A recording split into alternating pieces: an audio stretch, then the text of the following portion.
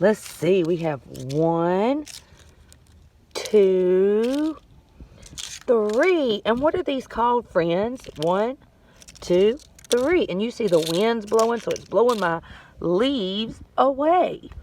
3 leaves. Miss Evans also found 1 green grasshopper on her walk. She also found, how many is this, friends? What are these called? They're hard. That's right. She found rocks. 1 big rock, 1 small rock. She also found, last thing she found was some sticks. Wow, friends, look at these sticks. Let's count and see how many I found.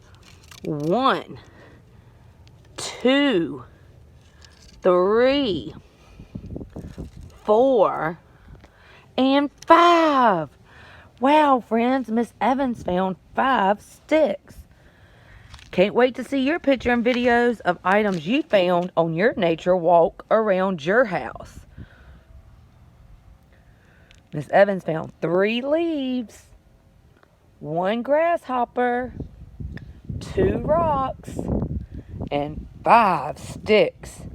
Have fun walking. Send us pictures or videos of what you find on your nature walk.